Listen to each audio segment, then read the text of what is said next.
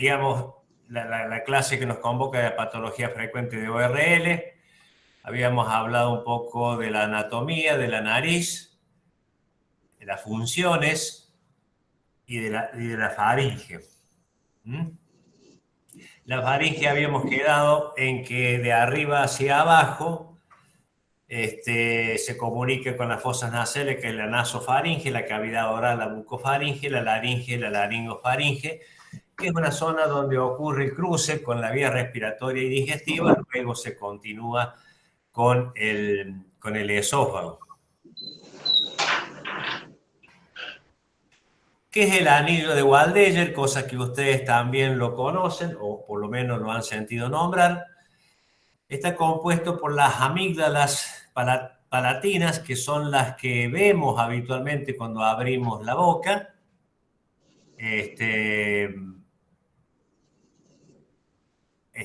Son dos. La amígdala nasofaringe, que acá en esta diapo no se ve, está por detrás de la úvula. La amígdala lingual, que está en la base de la lengua, que tampoco se ve, y el tejido linfático de la pared posterior de la faringe. Ya vamos a ver si tenemos otra imagen mejor que logre mostrar lo que acabamos de decir. Bueno, aquí está.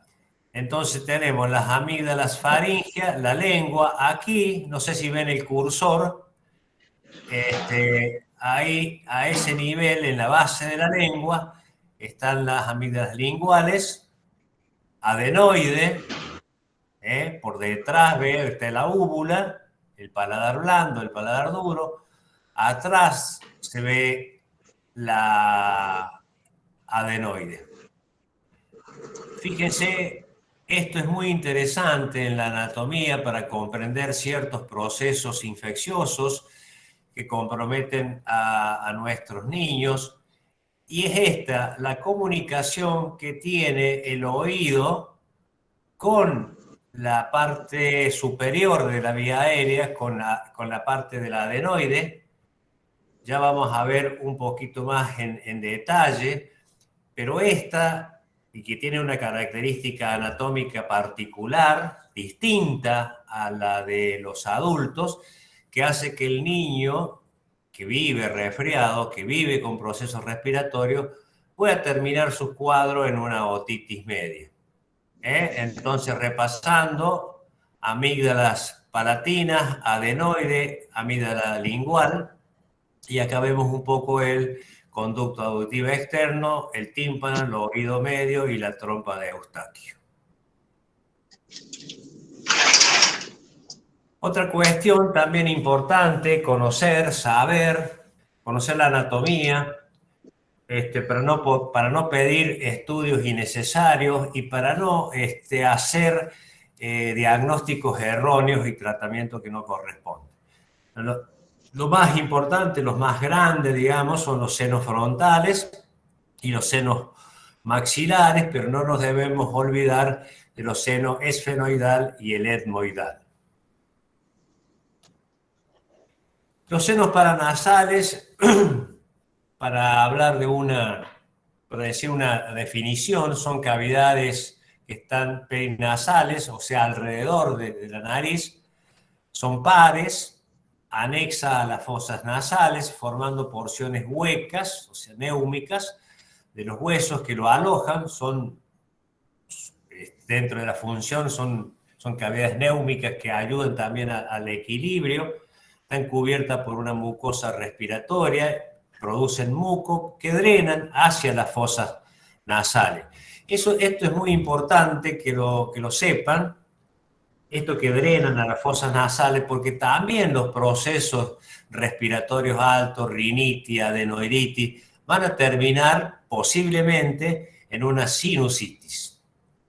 El seno maxilar se localiza en el hueso maxilar, como el nombre lo dice, presenta una forma piramidal cuya base se relaciona con la pared lateral de la cavidad nasal y el vértice con el hueso cigomático. La zona inferior de esta cavidad tiene una relación con las raíces de los molares, de las muelas, y también de los premolares superiores.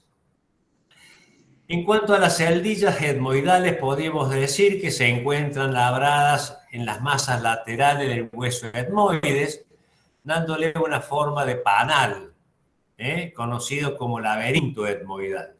Las celdillas etmoidales anteriores y medias desembocan en el meato medio y celdillas etmoidales posteriores en el meato superior. Vean ustedes que desembocan en la nariz. Por eso es que todos estos procesos respiratorios, y repito, pueden llegar a terminar o en otitis o en sinusitis.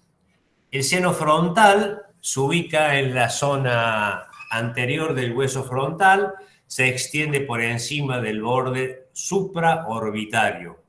El seno frontal también desemboca en el meato medio a través del infundíbulo, la cual es una celdilla etmoidal anterior modificada. Y los senos esfenoidales se separan por un septo y se encuentran al anterior del cuerpo del esfenoide. Se abre en el techo de las fosas nasales en el receso esfenoetmoidal.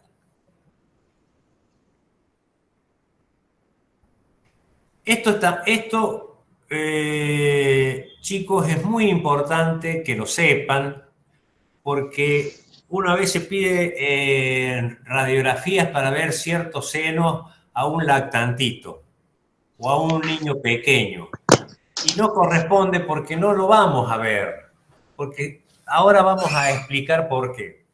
Los senos etmoidales son visibles al nacimiento.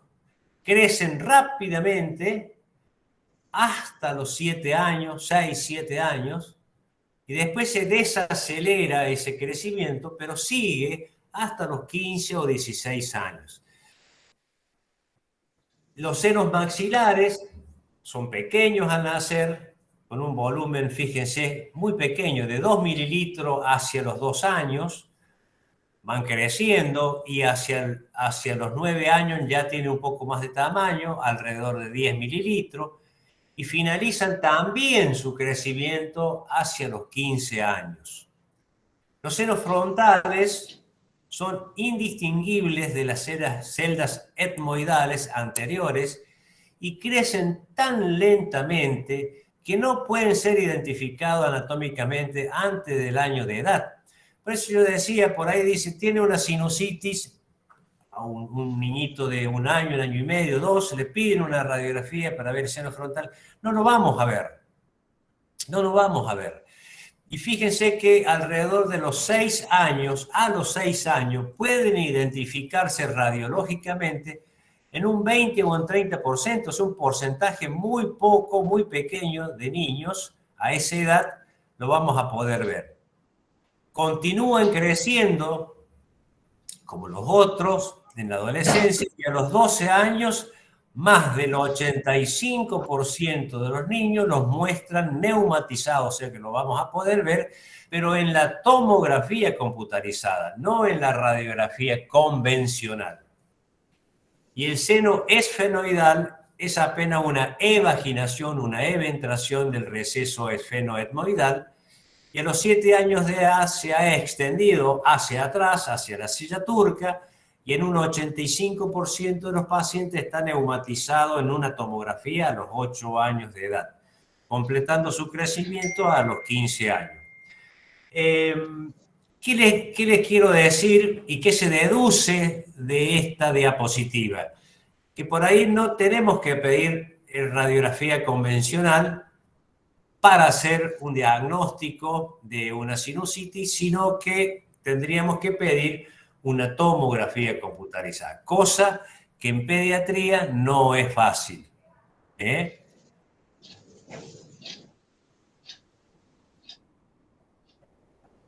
Algunas otras diferencias también anatómicas que son importantes, que las tengamos en cuenta. Fíjense ustedes aquí el calibre que tiene en la foto de la izquierda, arriba a la izquierda. Fíjese el calibre que tiene la vía aérea en el adulto y fíjese el tamaño que tiene la vía aérea en el niño. Todo esto condiciona, igual que las cuerdas vocales, todo esto condiciona a que un proceso respiratorio vírico o bacteriano, o de otra etiología, inclusive puede ser hasta alérgico, que produzca un cierto edema de esa zona, va a producir un gran impacto clínico en el niño. No así en el adulto, o menos en el adulto. Y esto se debe a las diferencias anatómicas que le estamos mencionando. Veamos el oído medio de nuevo, que algo habíamos hecho referencia al inicio. En el lactante o en el niño, fíjense que la trompa de Eustaquio es casi horizontal. Y de poco calibre. Se conecta la nariz con el oído medio. En el adulto, esto es casi ya vertical, digamos, fíjese la curva que hace la diferencia, es más, pero más larga y de mayor calibre. ¿Qué significado tiene esto? Lo mismo que decíamos recién, procesos respiratorios altos de los niños, resfríos, adenoiditis, angina, producido por virus o bacterias, pueden subir, ¿no es cierto?, por la trompa de Eustaquio hacia el oído y producir una otitis. Y producen además inflamación, por lo tanto, la secreción que se produce en el oído no puede ser eliminada a través de la nariz. En cambio, en el adulto sí. Por eso los procesos óticos infecciosos en los adultos es menor. Ocurren, por supuesto, pero en menor cantidad, en menor frecuencia. Y esto se debe, recuerden chicos, a las condiciones anatómicas. La trompa de Eustaquio es más horizontal, más pequeña, más corta, y eso hace que el niño tenga más procesos infecciosos óticos. Las diferencias fisiológicas, bueno, en los lactantes menores de 6 meses son respiraciones nasales exclusivos. Esto es muy importante. Mientras más pequeño, antes de los 6 meses, más respirador nasal es. Por eso que un recién nacido, si tiene una atresia de coanas, hay que asistirlo rápidamente porque produce una falla respiratoria importante. Lo mismo pasa cuando el niño tiene mocos. Entonces, por eso van a escucharlo a nosotros, a los médicos, cuando estamos viendo a algún niño, que hacemos vapor, indicamos solución fisiológica en la nariz, aspirado. La idea es liberarlo de las secreciones porque el niño respira casi exclusivamente por la nariz. A partir de los 5, 6, 7 meses, el niño se hace mixto y ya la respiración se hace mixta y ya el niño puede respirar por la boca. Tienen una tendencia a laringoespasmo, esto es porque las condiciones anatómicas lo predisponen, son más pequeños y eso predispone a laringoespasmo, o sea que los procesos víricos, otra cosa que tienen que tener en cuenta que nosotros los pediatras vemos, nuestros procesos infecciosos son en un 70%, algunos dicen un 80% procesos víricos, y procesos víricos no necesitan de antibióticos. Su estructura, por lo mismo, es más colapsable, la relación coeficiente del residuo funcional y volumen de oxígeno es menor que en el adulto y se va asimilando, obviamente, a medida que el paciente crece, lo mismo que la estructura anatómica, ¿no? Va creciendo a medida que nuestros pacientitos van creciendo. Y esto es muy importante porque al principio, los primeros años de vida, nosotros tenemos muchas consultas. Si ustedes empiezan con las prácticas, que creo que algunos ya lo han empezado, van a ver que nuestra población, de los consultorios, son de pacientes de menores de 3 años. y lactantitos. Y es por esto, por sus condiciones anatómicas y fisiológicas, hacen que los procesos respiratorios sean más o tengan mayor repercusión. Vayamos a algunas patologías específicas como la faringoamigdalitis. Las afecciones, bueno, obviamente que pueden ser agudas o crónicas. Habitualmente, como les decía, son procesos virales, son muchos los virus que pueden afectarnos, adenovirus, virus respiratorio sincitial, es lo que significa VRS, enterovirus, coronavirus, los viejos coronavirus y los actuales también.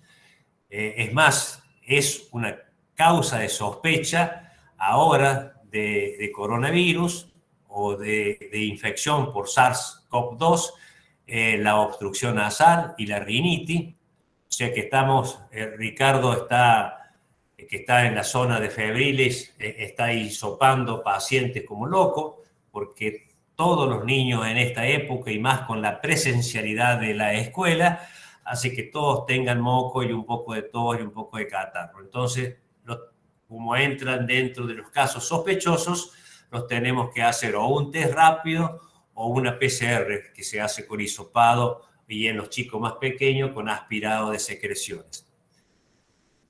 Menos frecuentemente procesos bacterianos, fundamentalmente el Streptococcus pyogenes o el estreptococo del grupo B, de acuerdo a la clasificación de la doctora Rebecca Lancefield. La hipertrofia, el agrandamiento, que puede ser pasajera por un proceso infeccioso o puede ser secundaria a otra cuestión como una neoplasia, son mucho más raras, pero existen y hay que conocerlas. ¿Cuáles serían las diferencias de una faringoamigdalitis bacteriana, en este caso estreptococo del grupo A o piógenes, y una faringoamigdalitis vírica? La bacteriana se produce fundamentalmente en niños de edad escolar, 4 o 5 años en adelante. Pues ocurre más frecuentemente en invierno y en primavera. En cambio, en la vírica, la estación del año no los afecta. Obviamente que el invierno influye. Ocurre más frecuentemente en niños menores de 4 años. El comienzo en la bacteriana es brusco, con mucha fiebre, con mucha odinofagia, mucho dolor de cabeza, malestar general, a algunos les produce vómito, náusea y hasta inclusive dolor abdominal. En cambio, en la vírica es más leve, la fiebre es menos alta, la rinitis es serosa, se puede acompañar de diarrea o conjuntivitis. El agrandamiento de los ganglios, las adenomegalias, las adenopatías cervicales en las bacterianas suelen ser importantes y dolorosas, en cambio en las víricas son más pequeñas. Puede haber una erupción escarlatiniforme y en la vírica inespecífica.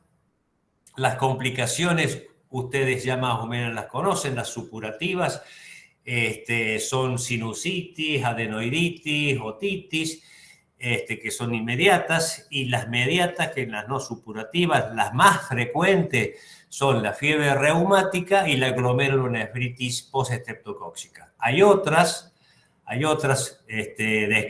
descriptas últimamente como procesos neuropsiquiátricos que se van a dar con los años, y también la corea. O sea que esas son las complicaciones no supurativa de la faringoamigdalitis producida por estreptococo beta hemolítico del grupo A, que no han sido diagnosticadas a tiempo o que no han recibido un tratamiento adecuado.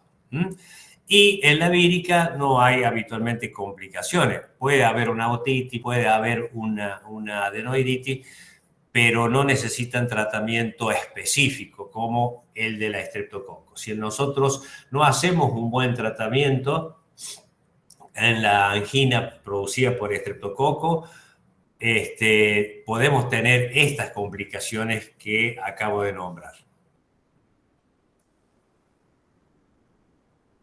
Una foto para que ustedes vean un poco la diferencia. En realidad, los médicos que tenemos unos ciertos años ya en la especialidad, nos damos cuenta, o por lo menos tenemos una fuerte sospecha de que estamos ante una angina bacteriana. Vean ustedes la hiperemia de la úvula, como rojo carne, igualmente el paladar, a veces se pone muy rojo el paladar blando, las amígdalas están muy hiperémicas, el pilar anterior de la amígdala también, y suelen cubrirse de una secreción blanco-amarillenta, y también la lengua cambia de característica, se vuelve saburral de un color gris. En la vírica el proceso es menor, digamos, la hiperemia, la inflamación es menos,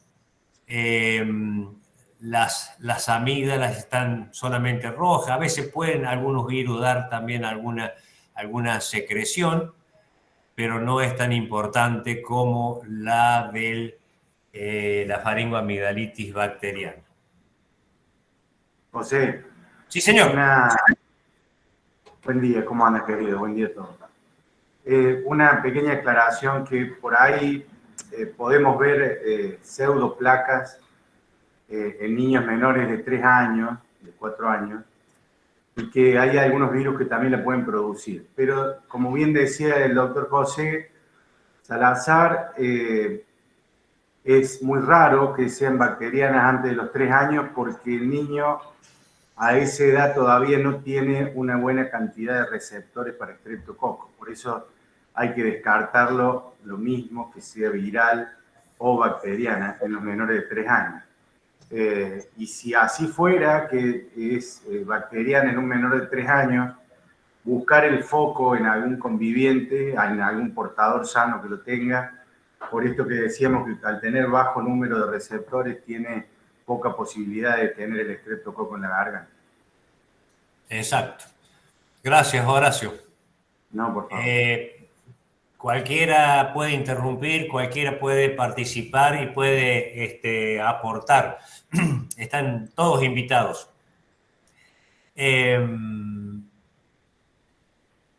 Bueno, esta foto, vean ustedes, esto, digamos, si uno lo ve, no admite dudas de que está ante un proceso infeccioso bacteriano y producido por el estreptococo.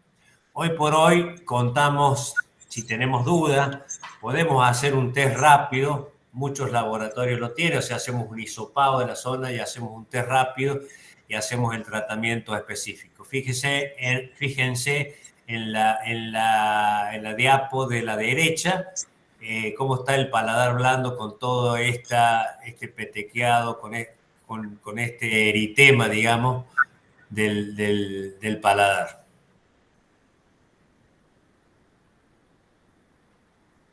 En cuanto a la faringoamigdalitis aguda, en cuanto a la crónica, se denomina aquella que retiene detritus y material putrefacto en la amígdala. A veces cuando uno lo ve o lo examina al adolescente, porque estos son patologías más que todo del adolescente, se da cuenta. Tiene un dolor faríngeo persistente, tiene por ahí dificultad también para respirar o deglutir porque se agrandan por la inflamación, o inclusive puede haber una complicación supurativa, como es un absceso periamigdalino o retroamigdalino, que le dificulta la respiración y la deglución. El aliento se torna maloliente, hay sequedad o irritación de la garganta, a veces porque también está comprometida la adenoides, entonces hace que el niño tenga dificultad para respirar por la nariz. Y ya dijimos que la nariz, aparte de ser estética, tiene detritus, humedece y calienta el aire. Y si el aire entra por la boca, entra viciado, seco y frío. Entonces, más en esta época de invierno, entonces irrita, además, suma esa irritación al proceso infeccioso. Causa preocupación particularmente en los adolescentes por esto de la halitosis.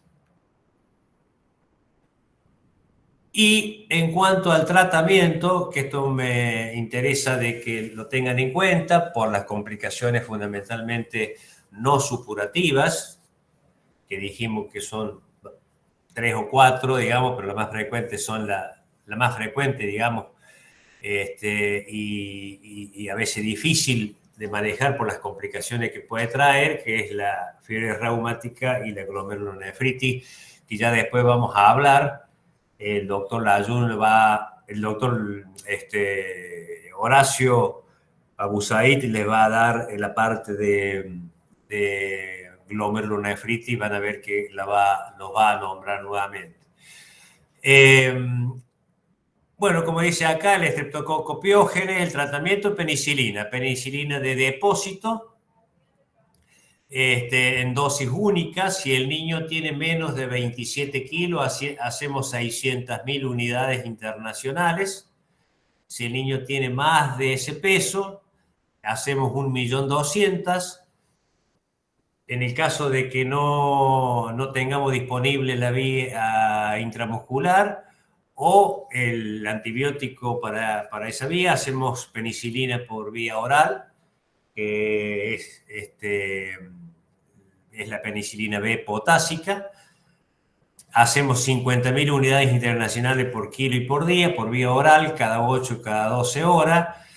Ha habido cambios en esto de la posología, ha habido cambio en eso, y también ahora hay mucha evidencia de que habla de los tratamientos acotados.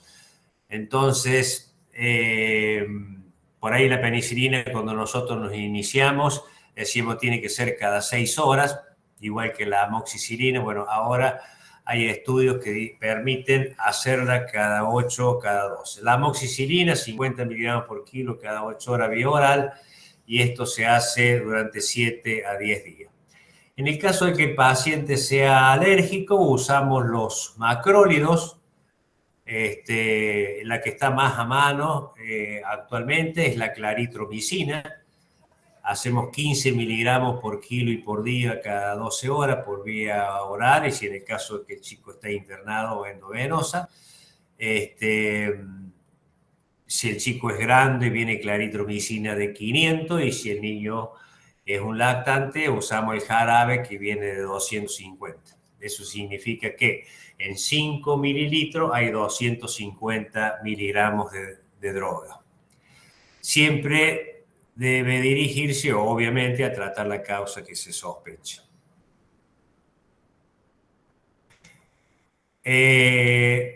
Aparte de esto, ¿no es cierto?, que es el tratamiento específico, uno debe también aconsejar a los padres que el niño haga un poco de reposo, que se hidrate bien, que le bajemos la fiebre, que se alimente en forma correcta. O sea, que son también consejos que damos a los papás, amén del tratamiento específico que acabo de nombrar.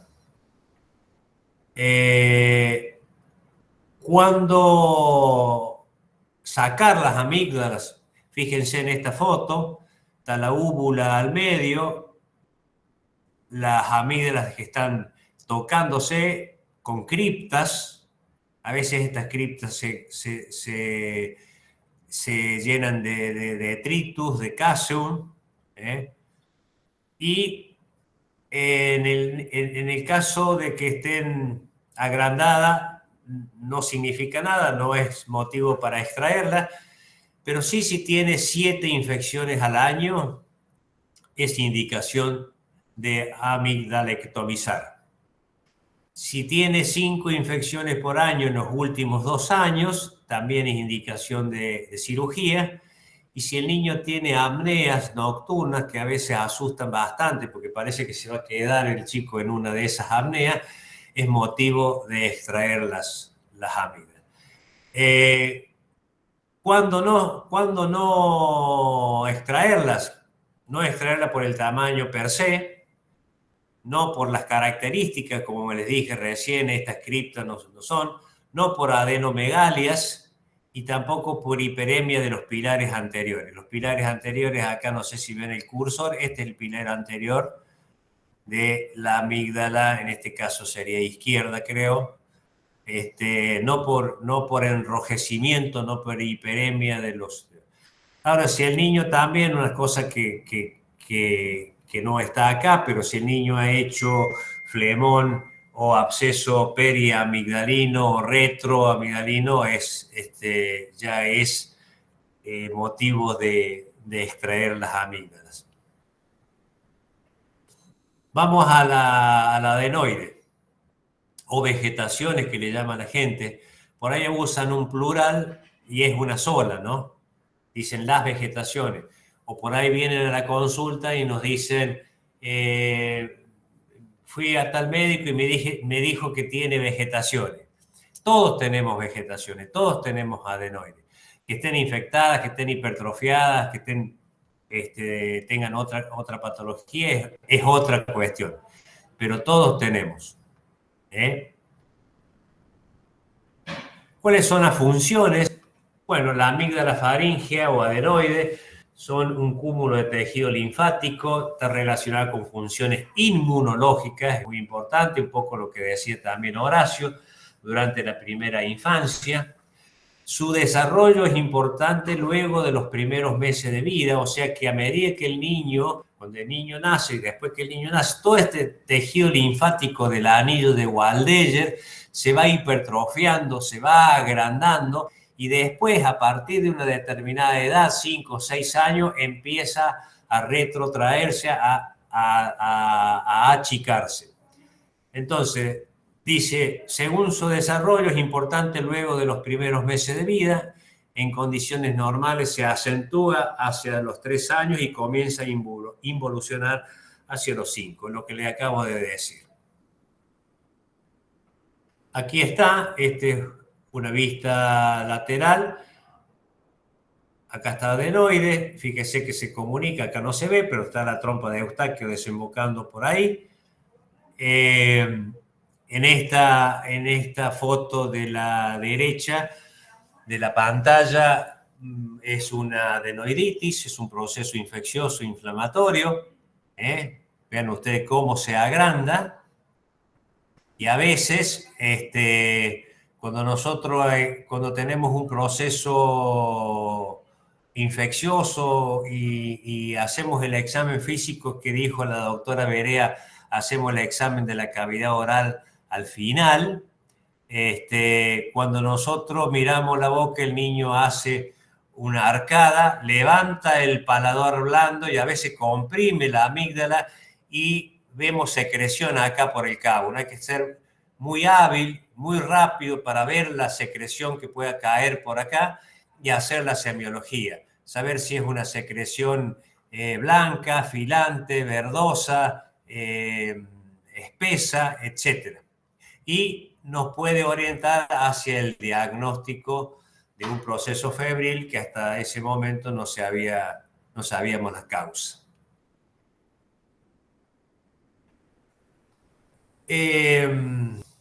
Si el achicamiento del adenoide no ocurre luego de los 7 u 8 años, puede inducir a cambios patológicos debido a una respiración bucal y a una disfunción tubaria, relacionándose con alteraciones del desarrollo dental o facial, a otitis media recidivante, apneas en el sueño o hipoacusia de transmisión.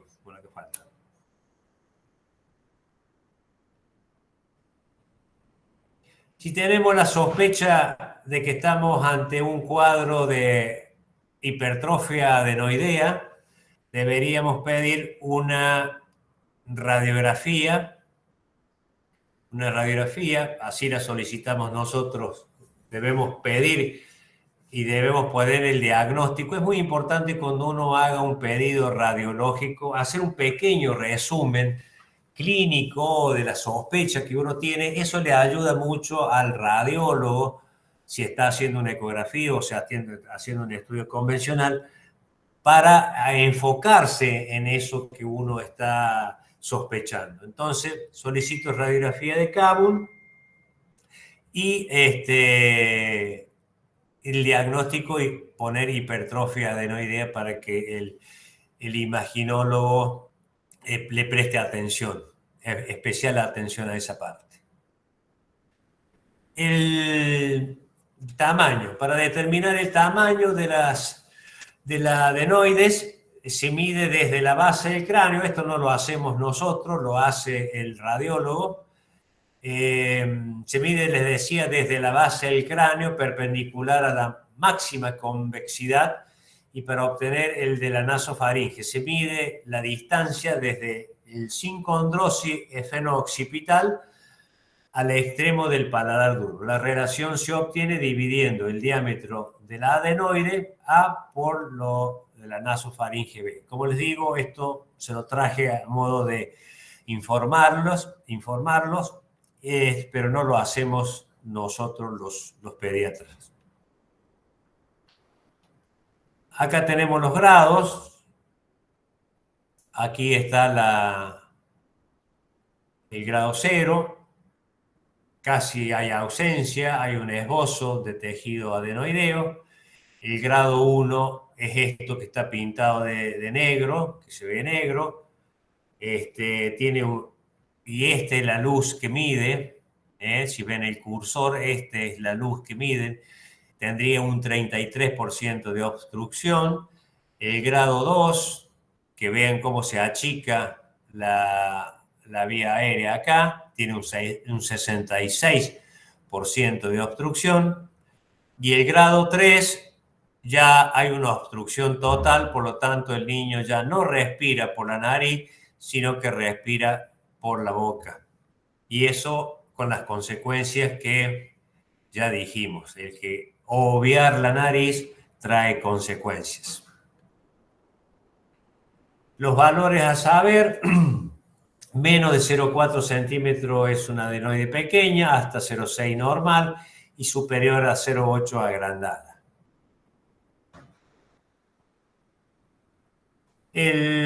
Cuando el niño tiene una hipertrofia de adenoides, el que tiene cierta experiencia se va dando cuenta, porque a medida que va conversando con la madre y va haciendo la historia clínica,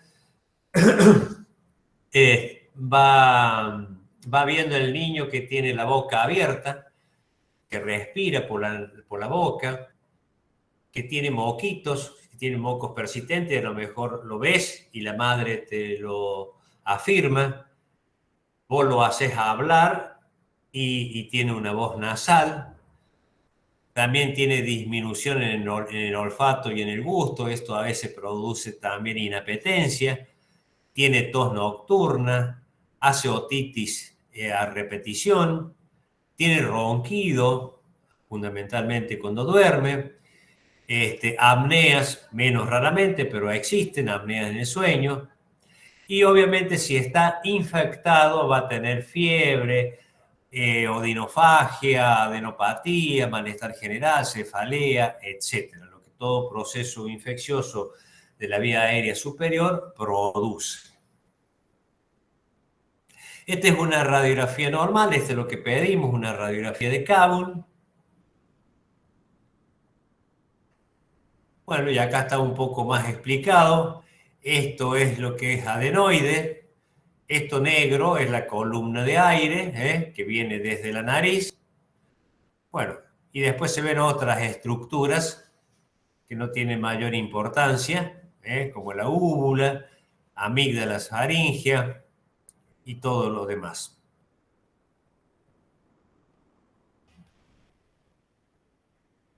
El diagnóstico, cuando hay un proceso infeccioso, los signos que acabamos de decir, signos clínicos de infección, fiebre, malestar, cefalea, dolor de garganta, la rinorrea, que a veces puede ser mucopurulenta, puede escuchar menos, tener una hipoacusia, el ronquido durante el sueño, la voz nasal, las infecciones persistentes o recidivantes, todo eso llevan a tener una sospecha diagnóstica y a pedir una radiografía de tórax. El tratamiento son antibióticos, los que acabamos de ver también para la faringoamigdalitis. Usamos muy frecuentemente la amoxicilina, de 50 a 80 miligramos por kilo y por día, cada 8 horas, los corticoides nasales y la cirugía en el caso extremos. En cuanto a la sinusitis, es un proceso bastante frecuente en nuestra práctica médica. Se considera que entre un 5 y un 10% de las infecciones de la vía aérea superior se complican con una sinusitis aguda. Y esto es por las condiciones anatómicas que vimos al inicio de la charla. Considerando que la media de catarros anuales en los niños oscila entre 4 a 6 episodios, vean ustedes frecuentemente, de si tiene un episodio por mes, o cada 2 meses, serían 6 episodios al año. Esto preocupa e inquieta a los padres y son motivo de consulta. Se estime que la incidencia de sinusitis es elevada, aunque difícil de precisar, porque para eso necesitamos, como le decía, realizar frecuentemente una tomografía. A pesar de tratarse de una enfermedad frecuente, en muchas ocasiones la sinusitis no se diagnostica debido a la dificultad que entraña diferenciarla del proceso catarral que habitualmente la precede. Bueno, de nuevo, una foto para que vean los senos maxilares, frontales, efenoidales, etmoidales.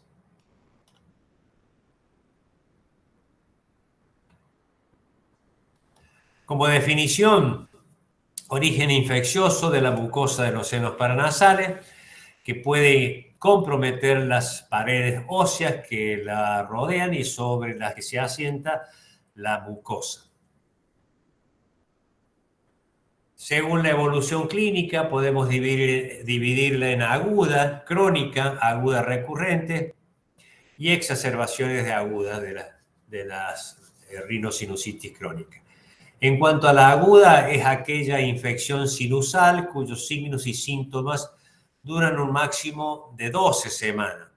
Fíjese, esto es importante a tenerlo en cuenta, parece una exageración, pero sigue considerándose rinosinusitis aguda, sin que existan infecciones respiratorias intercurrentes durante ese periodo.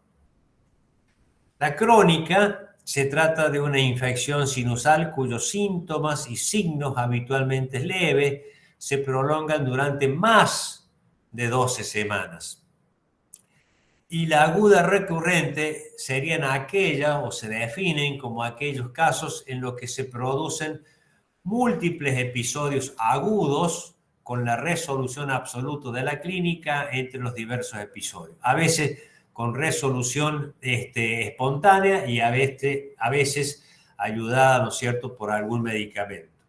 Las exacerbaciones agudas de la rinosinusitis crónica se caracterizan por múltiples episodios agudos entre los cuales persisten, en mayor o menor grado, síntomas y signos aunque sean leves.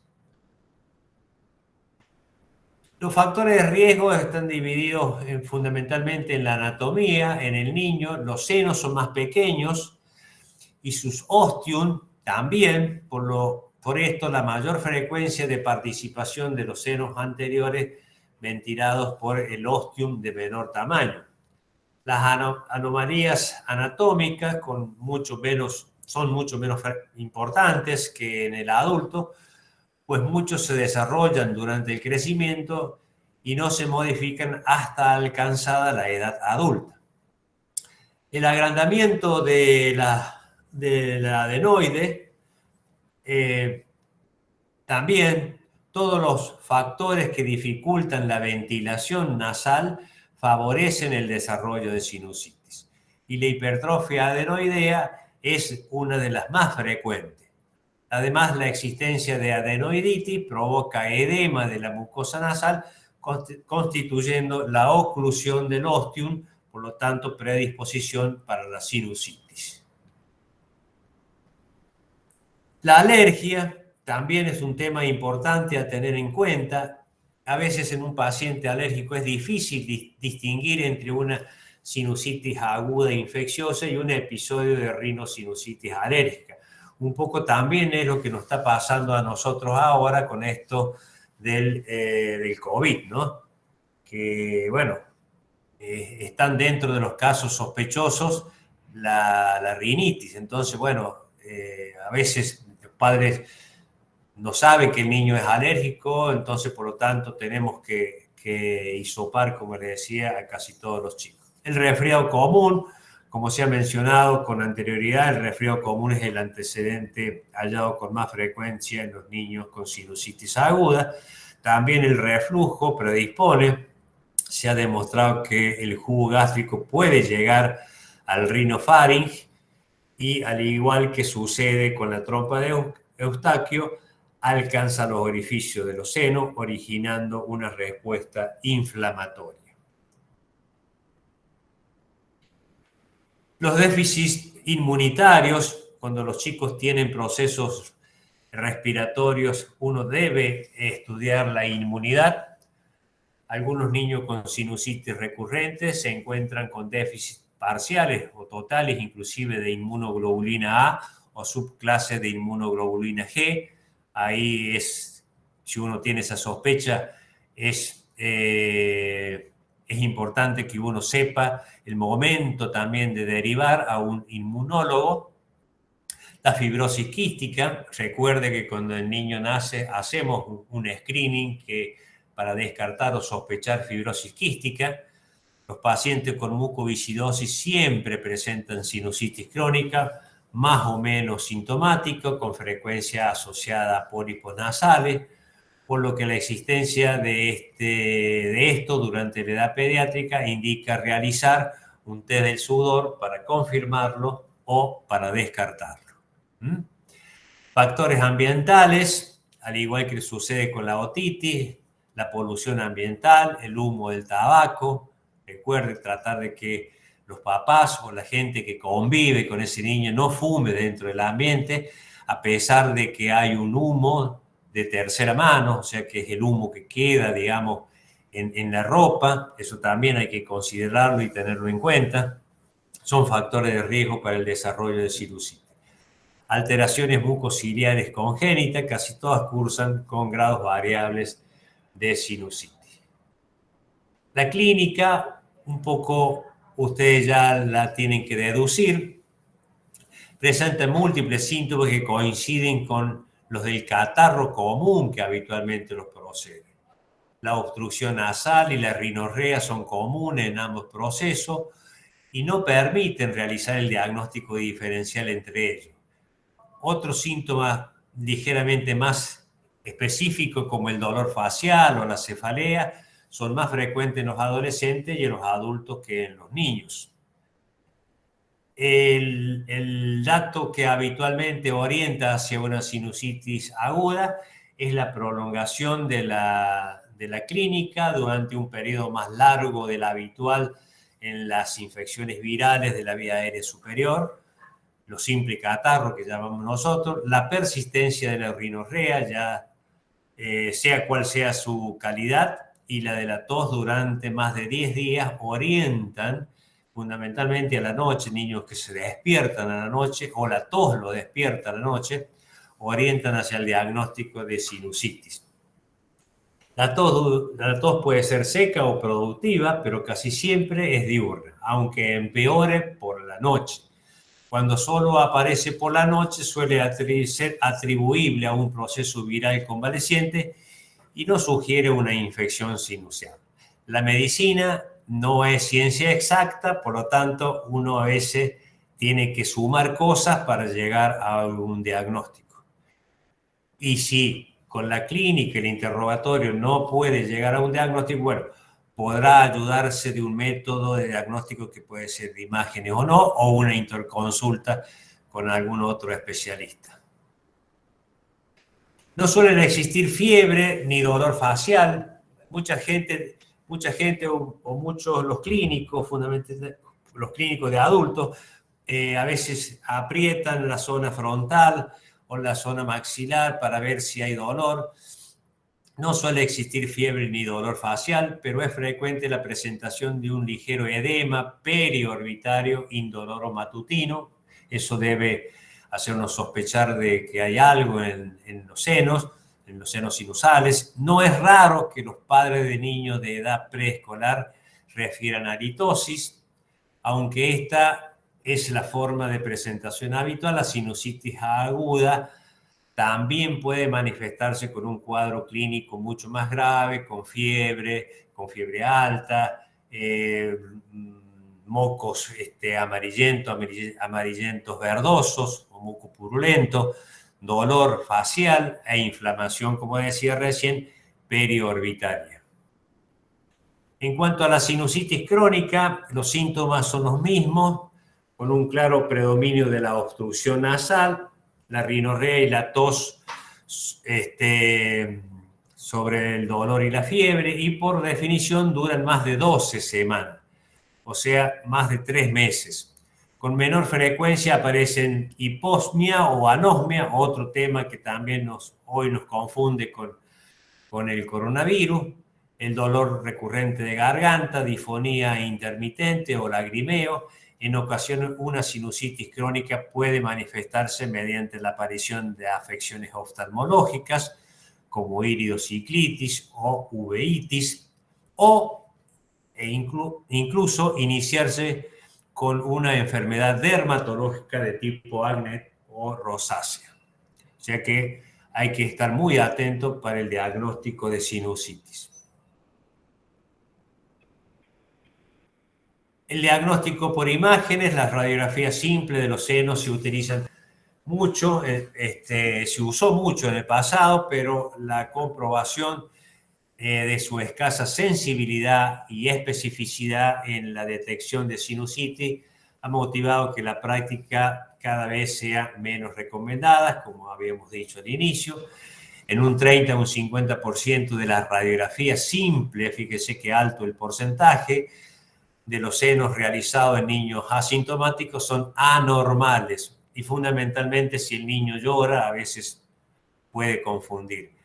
Además, alrededor del 45% de los pacientes con sinusitis demostrada por tomografía computarizada presentaban radiografía simple dentro de la normalidad. Esto es muy importante que lo tengan en cuenta. Por lo tanto, yo diría que el gold estándar para realizar el diagnóstico de imágenes de una sinusitis es la tomografía.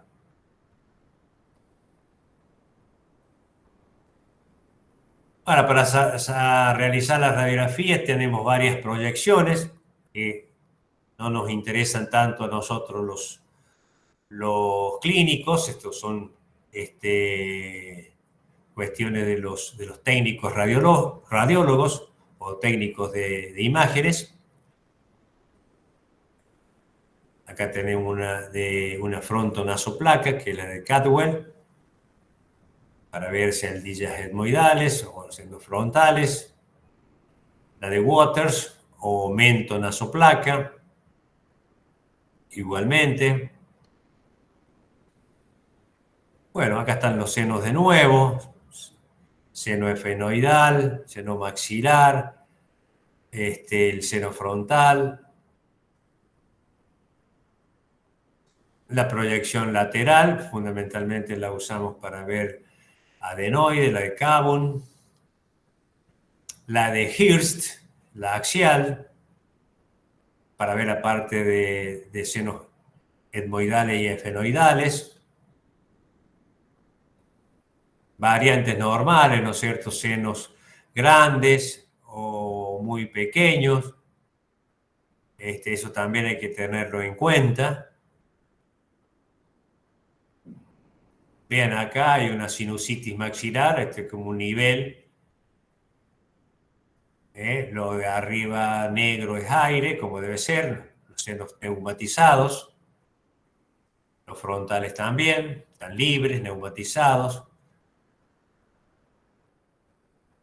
El seno frontal izquierdo en este lado, donde estamos con el cursor, está ocupado, los senos frontales están bien. El seno maxilar derecho tiene como un leve engrosamiento en la mucosa, nada importante.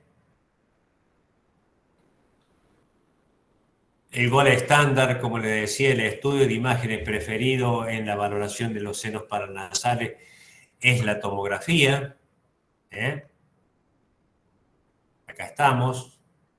Fíjense ustedes cómo se ve ocupado el seno maxilar derecho, y el izquierdo también tiene como un nivel.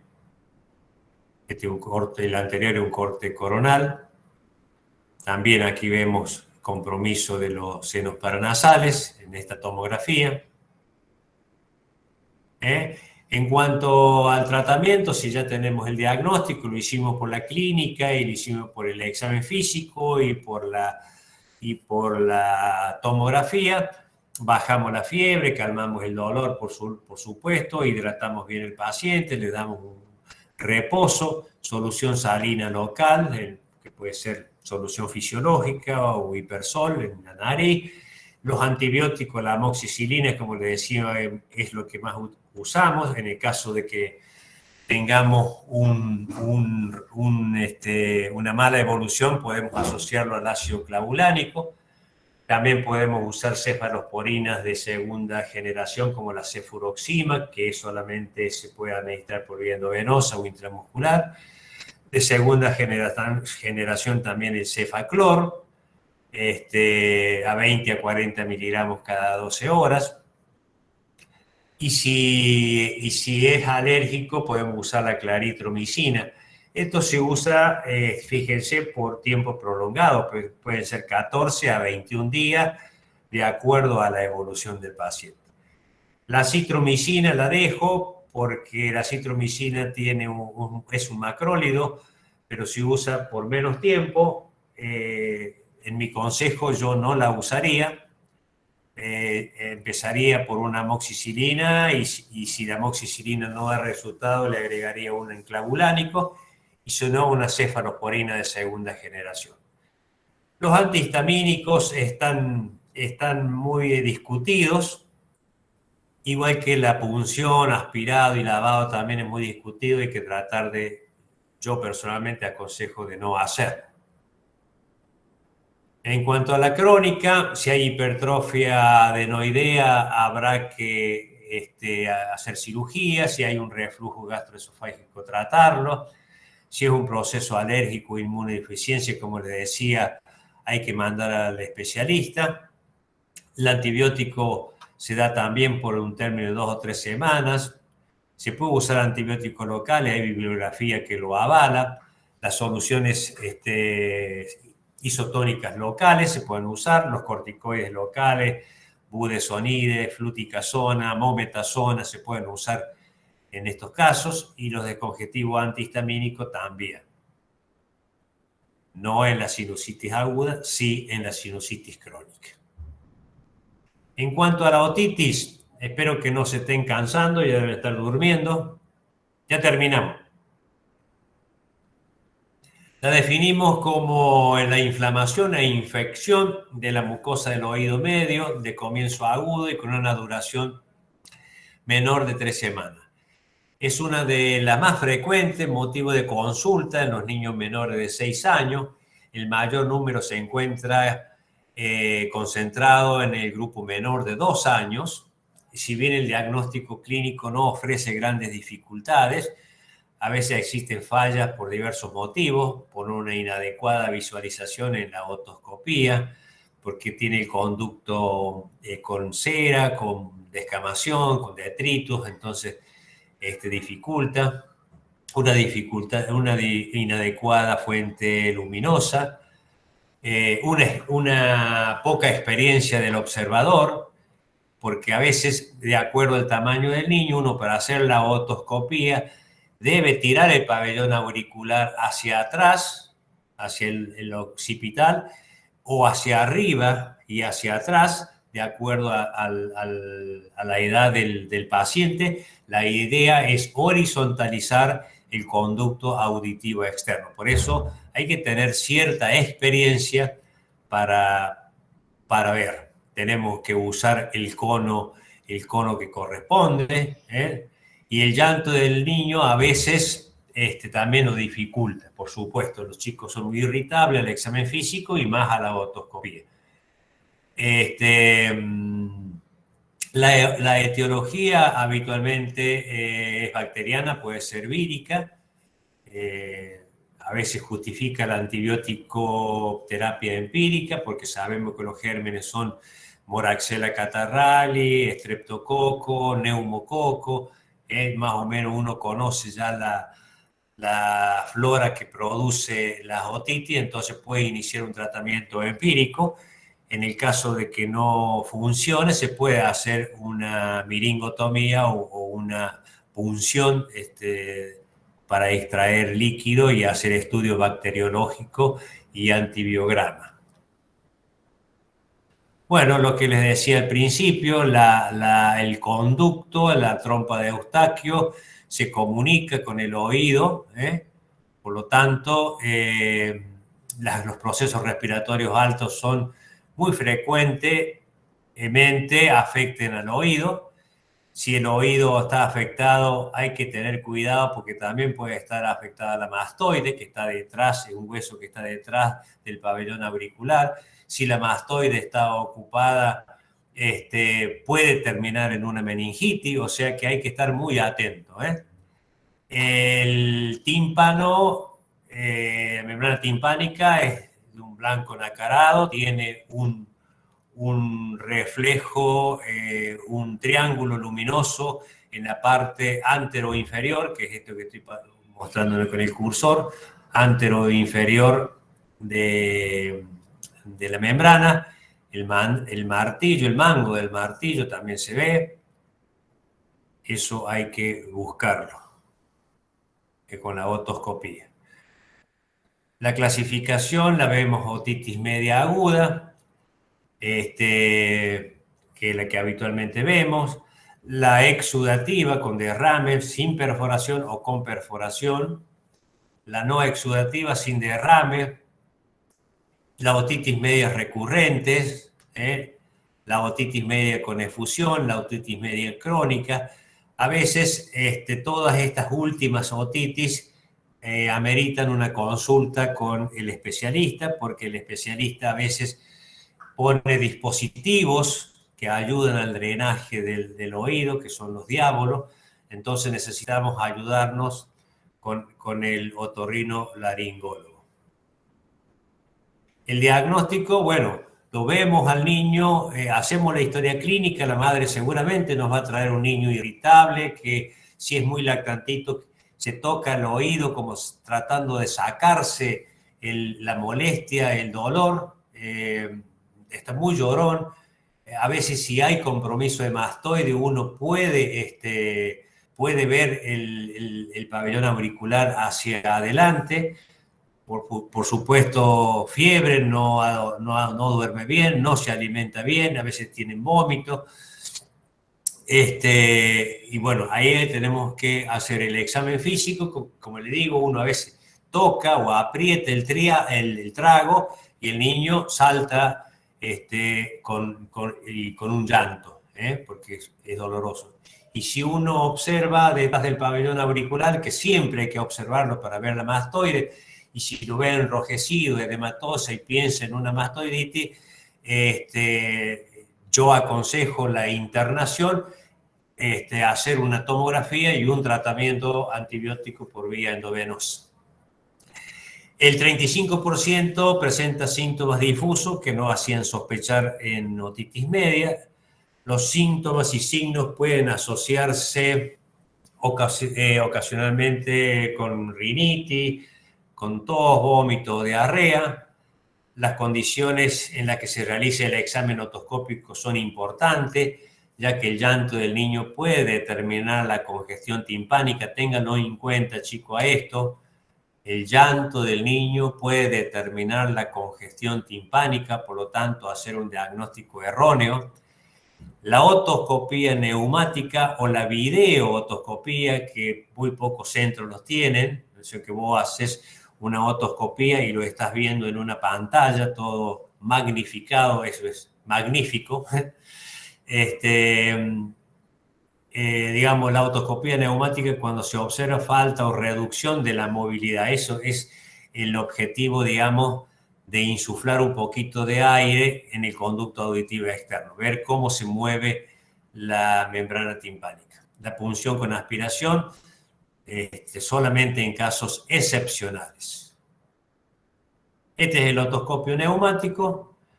Hay que fijarse que tenga una buena iluminación. Este es el cabezal, tiene una pequeña lupa aquí donde estoy marcando con el cursor. Hay que ver bien el cono, que sea el cono adecuado para la edad, que tenga buenas pilas, que tenga buena iluminación. Este es el manguito que se insufla para introducir aire, para ver la movilidad de la membrana timpánica. Si la membrana timpánica no se mueve, es sugestivo de otitis. Acá tenemos unas imágenes. Mire la hiperemia que tiene esta membrana timpánica. Esto peor. Acá inclusive hay una perforación donde estoy marcando con el cursor. Bueno, una tomografía porque hay compromiso de mastoide. Cuando hay compromiso de mastoide, sugiero internación, tratamiento antibiótico y un seguimiento bien de cerca de ese pacientito. El tratamiento, obviamente, bajar la fiebre, calmar el dolor, hidratarlo bien. Otra vez la amoxicilina, Si por algún motivo el tratamiento con amoxicilina ha fallado en las primeras 48 horas, o persiste la infección, o ha habido fracasos con amoxicilina previo, o un cultivo con un germen resistente, o en la comunidad donde ustedes se mueven hay una alta resistencia a la amoxicilina, le agregamos el ácido clavulánico y en su defecto, si vamos a internarlo porque hay mastoiditis, usamos una cefalosporina de segunda o de tercera. Y también podemos usar por vía oral el cefaclor en el caso de que sea una otitis solamente. Los macrólidos, insisto, con la claritromicina, no así con la acitro, aunque puede usarse. Descongestivos no están indicados, los corticoides está discutido, hay quienes los usan para desinflamar y disminuir el dolor por corto tiempo, fundamentalmente la prednisona. Bueno, y acá con esto hemos terminado, así que no quiero aplauso porque hemos terminado. Acá tienen la bibliografía. Acá al último tenemos un libro nuevo, que es la última edición, un libro de enfermedades infecciosas, que se llama Red Book. Y le dejo un agradecimiento por la escucha y por la paciencia. Y John Kennedy decía que los niños son el mayor recurso del mundo y la mejor esperanza para el futuro. Muchas gracias, chicos.